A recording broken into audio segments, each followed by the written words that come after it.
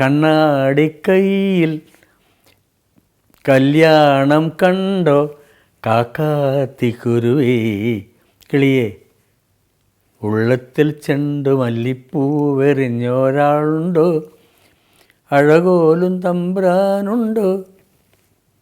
ഭയങ്കര ഹിറ്റായ പാട്ടാണ് അത്. അതിലെനിക്ക് സങ്കടമുള്ളത്, അല്ലെങ്കിൽ ഞാൻ അപ്പം തന്നെ എഴുതി കൊടുക്കുന്ന ഈ ജോൺസൺ ഭരിച്ച പണിയാണ്. സിന്ധൂരപ്പ് എന്നിട്ട് എൻ്റെ വെള്ളം കുടിപ്പിച്ചത്. ഇയാളെന്ത് ചോദിച്ചാൽ, എനിക്ക് ട്രാക്കിൽ എൻ്റെ ഒറിജിനൽ പാട്ടല്ലാതെ വേറെ ആൾ പാടുന്നത് എനിക്ക് സഹിക്കാൻ പറ്റില്ല.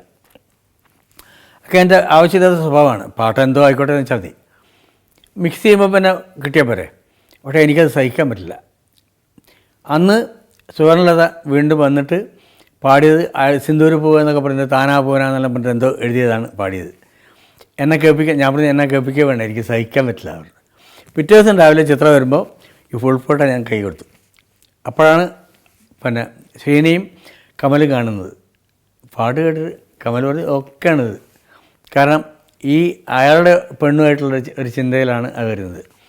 ഈ രാജകുമാരനെ പോലെയുള്ള ശ്രീനിവാസൻ അതിൻ്റെ നേരെ ഉള്ള ഇതല്ലേ.